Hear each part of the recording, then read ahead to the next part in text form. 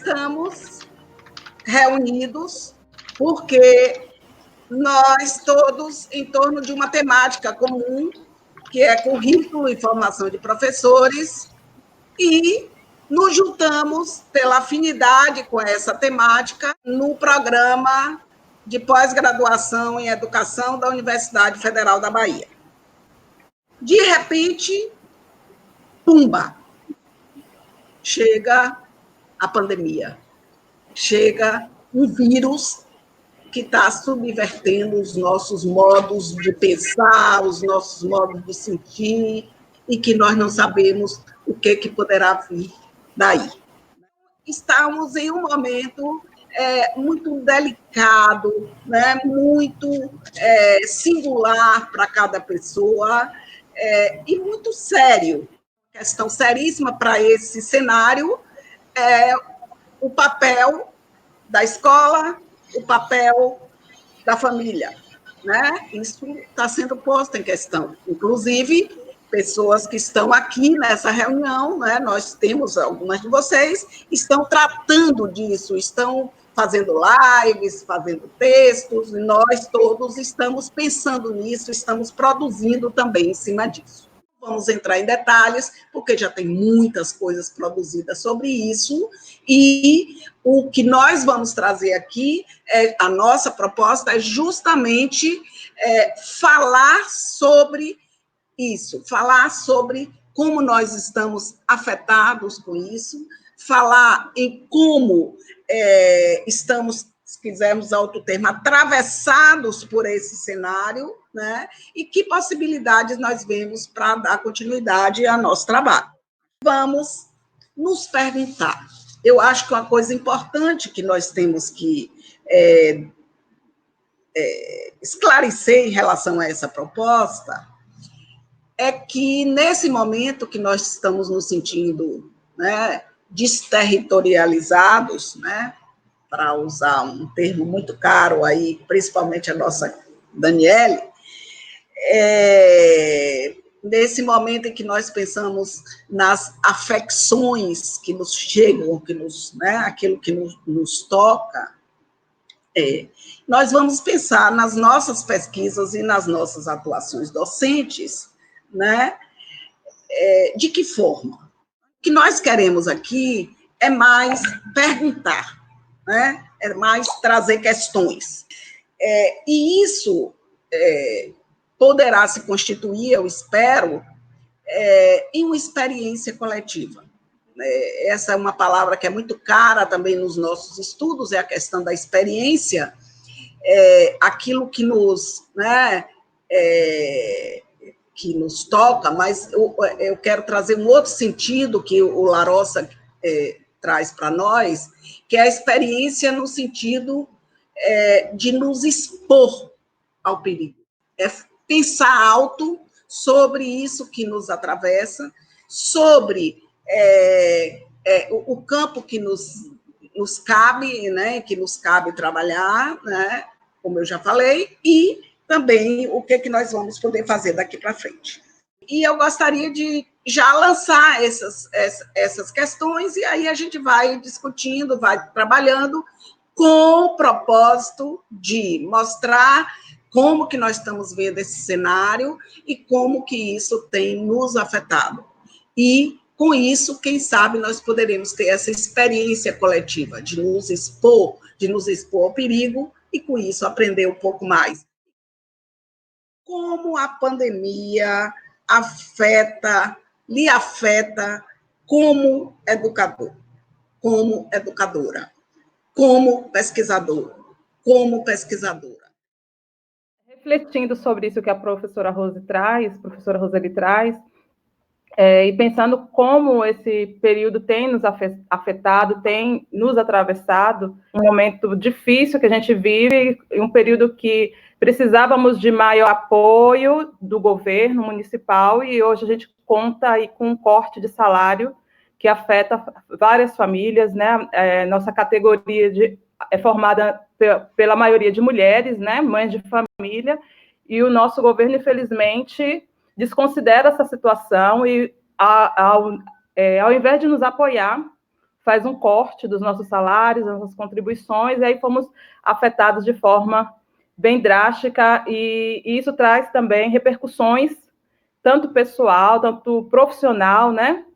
E com relação à pesquisa, pensar no currículo, que é o meu caso, que eu estudo muito, eu tenho estudado muito, currículo pensado a partir da perspectiva de William Painer, que ele defende o currículo como conversa complicada. Então, é pensar mesmo um currículo como conversa complicada nesse atual contexto, né? Que tipo de currículo tem sido desenvolvido, precisa ser desenvolvido, em que as pessoas possam desenvolver mais empatia, solidariedade, afeto os outros. Então, pensar nisso nas nossas pesquisas, discutir a questão do conteudismo, mas também de trazer essas outras nuances, né, que antes a gente já falava, mas que agora precisa ter uma acentuação maior. É isso que tem me feito voltar lá para os meus estudos e verificar se eu tenho dado essa atenção, se o meu olhar de pesquisadora tem se acentuado também com relação a essas questões que têm atravessado aí o nosso dia a dia. A proposta do grupo em pensar a educação e a pesquisa em cenários pandêmicos é extremamente relevante e me leva a um conceito deleuziano que eu gosto muito, que é o conceito de afecção. Para Deleuze, uma afecção é quando um corpo se encontra com outro corpo e com ele se mistura. Para entender a ideia de afecção, precisamos também entender o corpo como ideia, como pensamento, como expressão, e o encontro como um atravessamento, como uma composição. De modo que as afecções produzem efeitos em nós, e esses efeitos são entendidos como os afetos. Então, afecções produzem os afetos. E só compreendemos as afecções a partir desses efeitos, que são os afetos. Spinoza nos fala de bons e maus encontros. Os bons encontros são aqueles em que os corpos se encontram, se compõem e aumentam a capacidade de agir. Os maus encontros são aqueles em que os corpos, ao encontrarem-se, eles tendem a uma natureza destrutiva e, portanto, diminuem a capacidade de ação, a potência de ação. Então, os bons encontros nos deixam felizes, alegres. Os maus encontros nos deixam tristes. Então, há uma perspectiva de entendermos as afecções pelos efeitos que eles produzem em nós. Então, nesses cenários pandêmicos, as afecções, elas marcam, né, e definem, e muitas vezes nos conduzem, definem não, mas nos conduzem a determinadas ações ou modos de agir.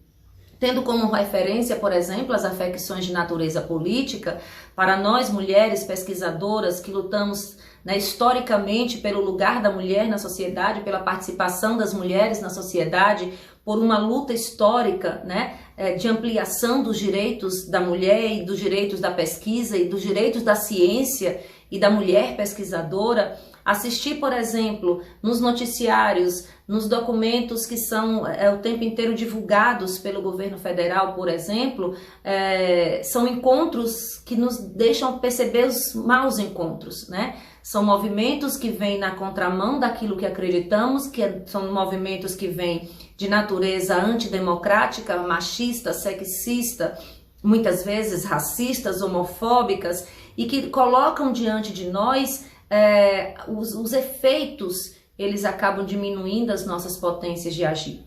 Mas isso não se esgota aí, porque também há os bons encontros que aumentam as nossas condições, as nossas potências de agir e de mudar.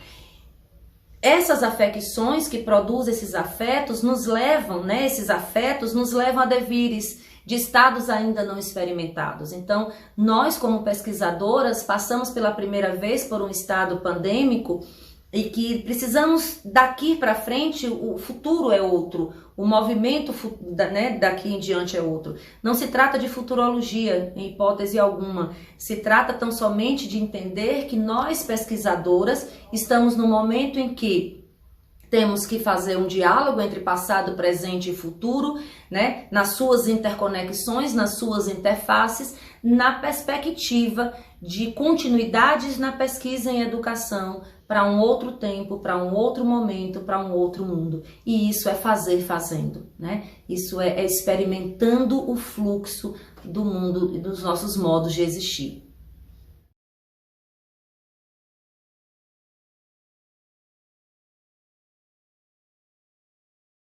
Eu pensei, a princípio, em um texto, na verdade é uma carta que Nova escreveu em 2005, para os jovens pesquisadores, né? Porque 2020 o início de 2020 era assim que eu estava me sentindo, uma jovem pesquisadora ingressando no doutorado, e de repente, na segunda semana, quando eu volto da aula, quando eu chego, fico com a minha filha, vou para a universidade trabalhar, e quando eu retorno, eu fico com um sentimento: será que eu estou contaminada? Apesar de não continuar nas aulas do doutorado, nós temos a oportunidade, semanalmente, de nos encontrarmos aqui, que é um movimento que eu tenho entendido como potente, para a gente não só pensar na pesquisa do que está dito no texto do projeto inicial, mas para a gente poder pensar na ampliação dessas ideias, né, desses lugares. E aí é quando eu começo a pensar mais especificamente sobre a pandemia, meu lugar como pesquisadora, meu lugar como educadora e como pessoa no mundo, né? Há muitas pessoas dizendo que... Estou gravando. Há muitas pessoas dizendo, né, que... Ju, peraí.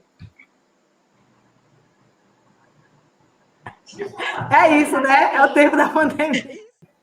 Quando o Nova escreve essa carta, Nova, ele pergunta, né, ele diz assim, que a educação é o campo mais conhecido e, por isso, aquilo que mais se conhece é o que menos se conhece. E aí ele continua o texto perguntando: o que será que se conhece que ainda é preciso se conhecer mais? O que será que nós não conhecemos e que já são conhecidos por outras pessoas, né?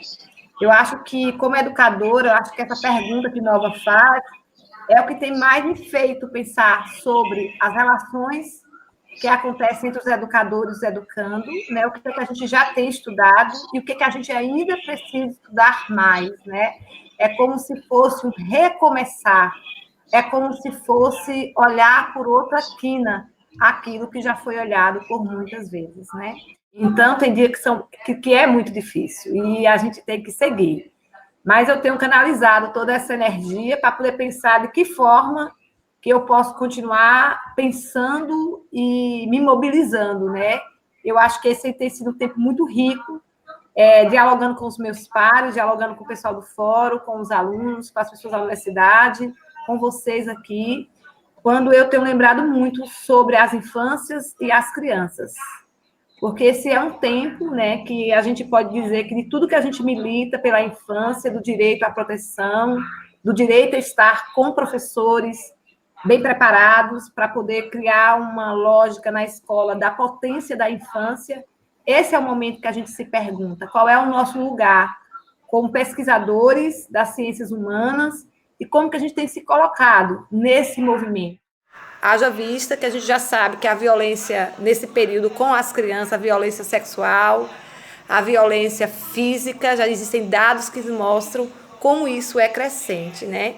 Então, nesse processo é que eu tenho entendido, inclusive, que muito mais se é preciso ensino remoto ou não, da ilegalidade que é educação infantil EAD, porque a lei não ampara isso, é que eu tenho entendido que é preciso que nós, os educadores de infância, nos mobilizemos para poder dizer às crianças que escola é muito mais do que o espaço físico, que nós, os educadores, somos muito mais do que pessoas que transmitimos coisas, mas que nós somos presença na vida delas. Eu acho que esse é um momento que, principalmente as crianças das classes menos favorecidas em nosso país, têm mais precisado do olhar, do afeto, do gesto, do bate-volta dos educadores, das escolas de educação infantil para essas infâncias, todas essas, as múltiplas que a gente puder imaginar que estão por aí.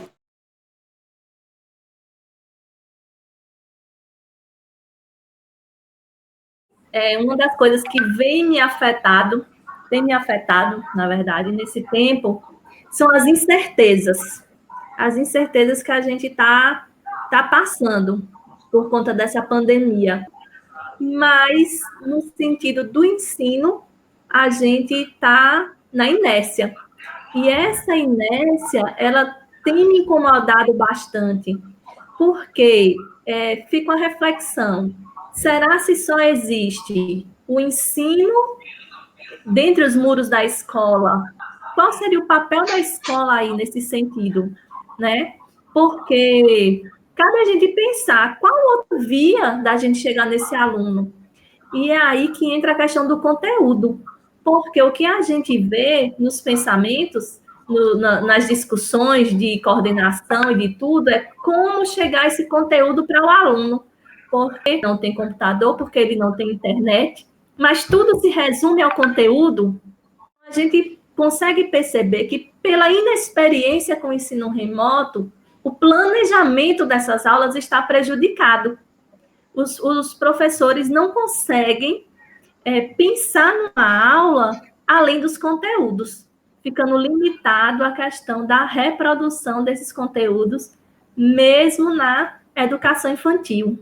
Imagine os pais da escola pública, os pais que moram na periferia, como é que eles estão lidando com essas aulas remotas. E com isso, eu não estou conseguindo acompanhar esse ensino remoto, porque eu tenho 3 filhos. Então, é o dia todo para dar conta de ensinar os conteúdos que a escola está passando para essas 3 crianças.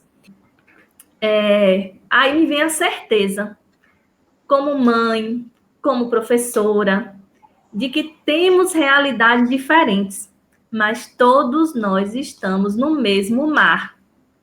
No mar das incertezas, sem saber para que lado ir. No mar das angústias, sem saber se o que estamos fazendo ou deixando de fazer realmente vale a pena.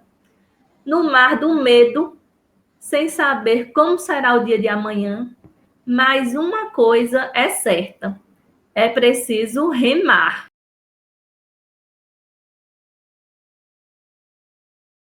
Toda essa discussão que nós estamos tendo ao longo dos últimos meses em relação dessa virtualidade e como ela está nos envolvendo, me fez muito lembrar de um livro do professor Nelson Preto, que se chama Uma Escola Sem com Futuro, Educação em Multimídia, que foi um livro que se originou a partir da pesquisa do doutorado do professor Nelson Preto.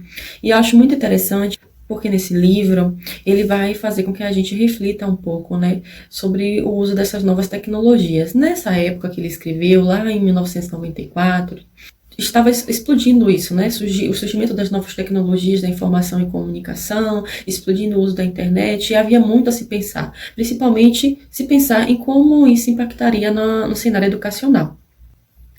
No desenrolar das últimas 3 décadas, muitas políticas foram criadas a fim de garantir o uso das TICs na educação.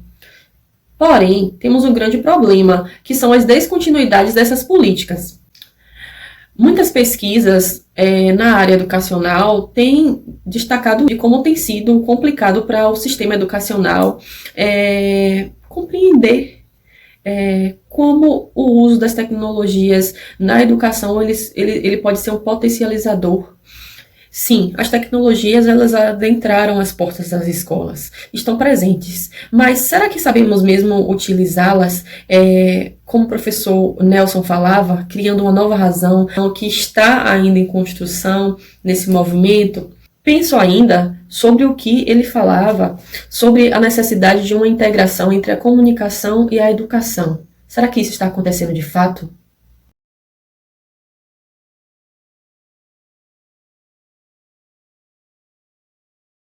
Eu venho de um país que, infelizmente, tem uma realidade ligada às milícias insurgentes e que, infelizmente, levaram ao narcotráfico e as violências. Eu descobri que eu tinha um problema, e era que eu estava pensando as violências de Colômbia em Brasil, e isso não funciona assim.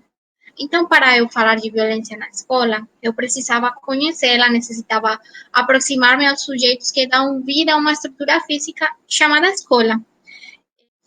Mas o coronavírus, a pandemia para mim, tiraram a possibilidade de aproximar-me ao contexto físico da escola, a tudo o que ela é, ao cheiro, aos gritos, aos sorrisos, ao compartilhar, aos jogos, às piadas. Mas veja só, mesmo a escola em pausa e com a impossibilidade de visitar esse espaço físico, eu vejo que o Brasil se mexe, e se mexe para lados, para lugares que me demonstram que a violência física e a violência psicológica são mais vivas que nunca. Não sei se vocês viram que, segundo as Nações Unidas, a violência contra a mulher e contra as meninas tem aumentado de forma exponencial. Como esses fatos de violência física, simbólica, estão afetando as crianças que não conseguem sair de casa. Como elas podem estar reagindo contra esses eventos.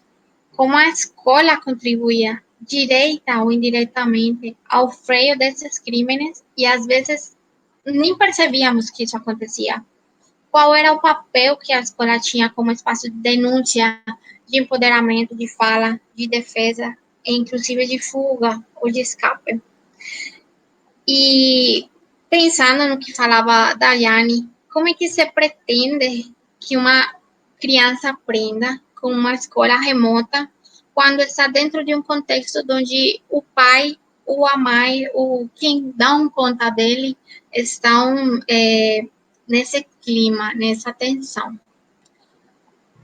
O que deve primar nos esforços da escola remota quando fica demonstrado que ainda não sabemos viver juntos? Não sabemos. E o engraçado é que o projeto da escola tem que continuar.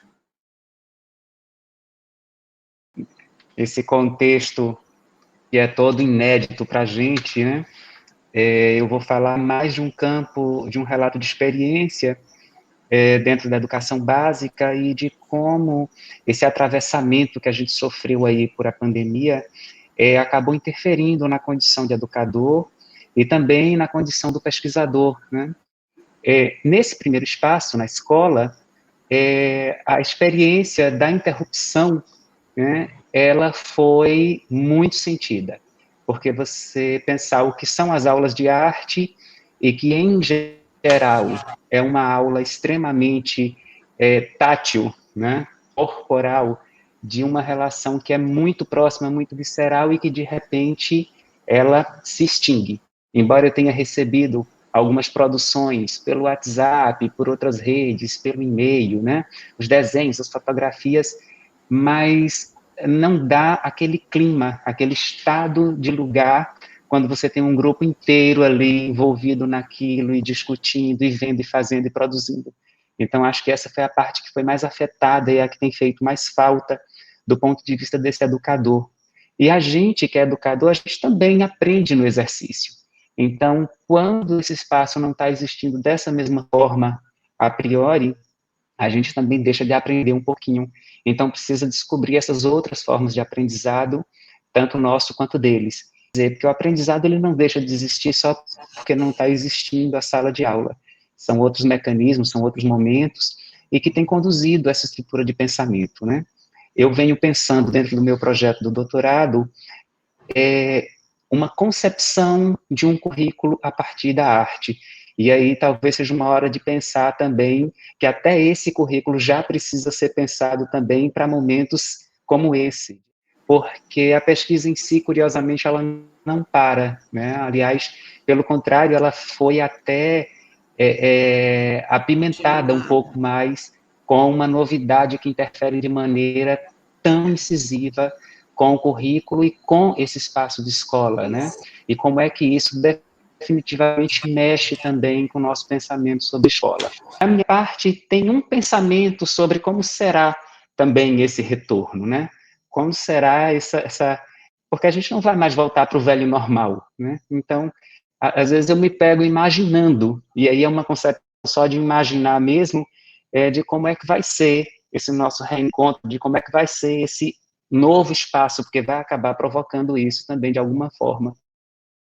Então, um campo que está totalmente aberto, né? A gente não tem nenhuma definição propriamente dita, e é um campo mesmo de pensar como as coisas vão acontecer a partir daqui.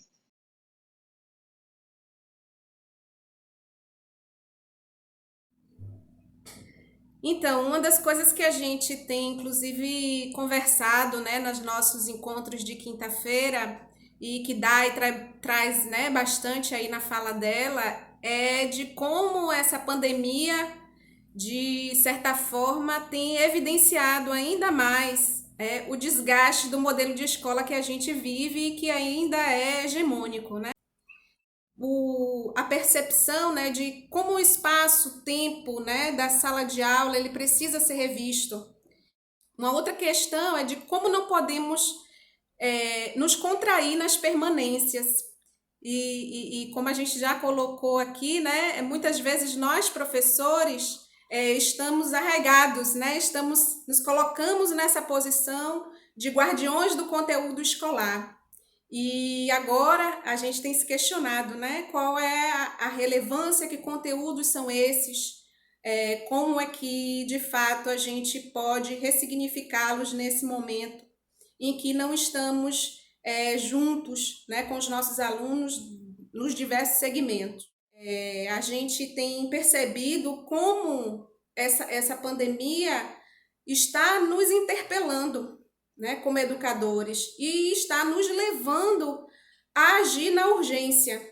E que a gente tem que pensar nesse momento que a gente está vivendo, agir nessa urgência, mas também pensar no que transformações, que mudanças, que reinvenções a gente precisa fazer dentro do ambiente da escola e da gente enquanto professores, enquanto educadores, que estão vislumbrando um estado melhor, né, posterior a esse momento.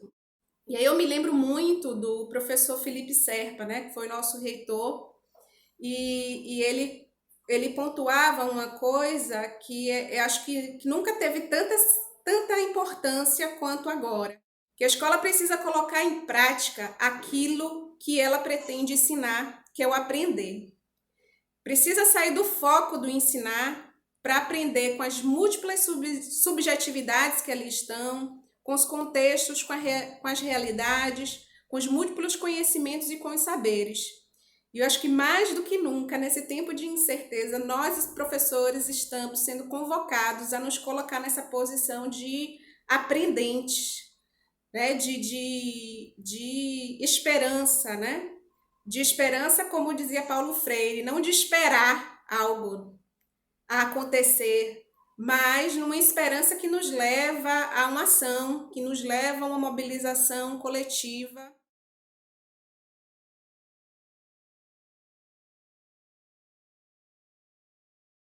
Então, isso, quer dizer, início de semestre, nós começamos o semestre, né, com projetos no meu caso, de ampliação até das orientações, de mudança de horários de aula, e de repente essa interrupção no início do semestre, ela foi muito chocante, pela dispersão mesmo. Então, meu primeiro movimento, vou dando o meu depoimento também, como me tocou. Então, o meu primeiro movimento foi segurar minha turma, meus alunos da graduação, da pós-graduação, orientações, como se dissessem, olha, tem que ter um jeito de nós nos mantermos próximos, mesmo que distantes, mesmo que isolados. A minha preocupação era como, mesmo remotamente, estar com minhas turmas juntas. Mas isso gerou algumas discussões, eu acho que não vamos entrar nisso. Estou com uma colega trabalhando na pós-graduação e nós continuamos veiculando textos, com fóruns abertos, usando as plataformas, né, sem obrigatoriedade, mas também em todos os horários de aula nós estamos lá, né? Nós duas nos comunicamos e tentamos nos comunicar com a turma, alguns entram, outros não entram, e na graduação a mesma coisa, sempre estou lá postando e tal. E na questão da pesquisa, não que também alguém falou, não me lembro quem, mas assim, não porque a pesquisa não pode parar, acho que foi Dani que falou, né, quando dissesse, não, a pesquisa não pode parar, não é questão da produtividade, mas é a questão da contribuição das nossas investigações. Acho que isso é que é a coisa mais importante, né?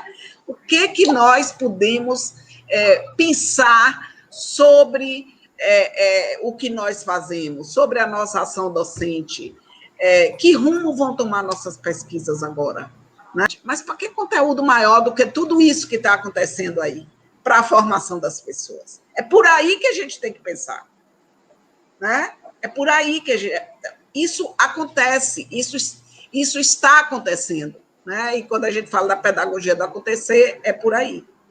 Então, acho que todos nós estamos afetados, todas as nossas pesquisas, e cabe a nós agora, né, buscar. Eu acho que aqui essa discussão trouxe bastante elementos para a gente repensar cada um a sua pesquisa, né, e que caminhos novos nós vamos tomar, que essa chacoalhada que deu em nós, né, e que vai continuar ainda, nós ainda estamos no momento, estamos dentro desse cenário aí.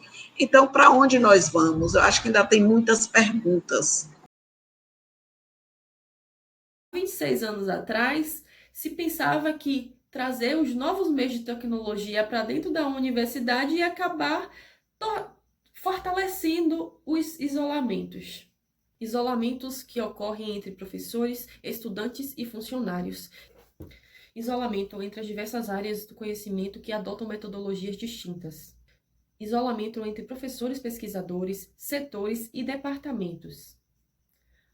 Por que eu achei interessante trazer essa questão dos isolamentos na universidade? No cenário atual, percebemos que o uso das tecnologias tem sido emergente e que tem sido potente, ao contrário de 26 anos atrás, quando se pensava que o uso dessas tecnologias da informação e da comunicação potencializaria isolamentos dentro da universidade, percebemos um movimento contrário, onde acontece ensino, pesquisa e extensão através do uso desses meios. Um exemplo é essa reunião que nós fazemos semanalmente. Nós passamos a fazer reuniões online do grupo de pesquisa, como passamos a fazer orientações online, grupos de estudo, criar novos fazeres, reformular as coisas. Isso também se dá na nossa pesquisa, né? Quantos estudantes tiveram que mudar o rumo da sua pesquisa, digo metodologicamente, por exemplo, mudando a metodologia que antes era de campo para uma pesquisa mais documental, uma coisa mais bibliográfica. Então, são reformulações, né, desse processo, são singularidades únicas desse processo. É algo que nos atravessa. Todos nós temos muitas perguntas, muitas incertezas, a gente perdeu o chão em muitos sentidos, familiar, acadêmico, em qualquer sentido. E essa perca de chão faz que a gente tenha um bocado de perguntas em relação à educação, ao que a gente faz, à escola. A gente tem que pensar em qual é o lugar que essas perguntas vão ocupar nas nossas pesquisas. Se esse momento vai ser refletido na hora de escrever nas nossas pesquisas. Mas eu acho que tem muita coisa boa que aconteceu nesse momento, apesar das grandes dores que a humanidade está vivendo, né? Eu acho que os professores, por mais difícil que seja, nesse momento, assumir a tecnologia como um recurso para os processos de ensinar e de aprender, ainda que não seja a produção feita, né, com qualidade exemplar, eu acho que isso não vai ser esquecido pelo professor. De agora em diante, isso passa a fazer parte do seu saber, né? Passa a fazer parte de mais uma estratégia que ele poderá, sim, utilizar nos processos de ensino e aprendizagem. Para nós, os professores da universidade, que nunca tínhamos feito uma live, tem uma série de aprendizagem, né? É o nível da comunicação, com o que nós estamos falando, como que nós estamos falando, para quem está chegando, a responsabilidade de publicar alguma coisa na internet, dizendo que você é professor de uma universidade pública, né? Então, tudo isso são processos de aprendizagem, são processos potentes que estão acontecendo agora, que eu acho que nos serve muito para repensar, para nos reinventar. E aí eu me lembrei da oração do tempo, foi a música que Caetano Veloso é compositor. Quando ele fala tempo, tempo, tempo, né, Senhor, de todos os destinos. E aí o texto da música que eu separei aqui para encerrar minha fala é assim, faz parte dessa oração ao tempo, né? Peço-te o prazer legítimo e um movimento preciso, quando o tempo for propício, de modo que o meu espírito ganhe um brilho definido e eu espalho os benefícios. Tempo, tempo, tempo. Por seres tão inventivo e pareceres contínuo, tempo, tempo, tempo, tempo, és um dos deuses mais lindos. Tempo, tempo, tempo, tempo, que sejas ainda mais vivo no som do meu estribilho.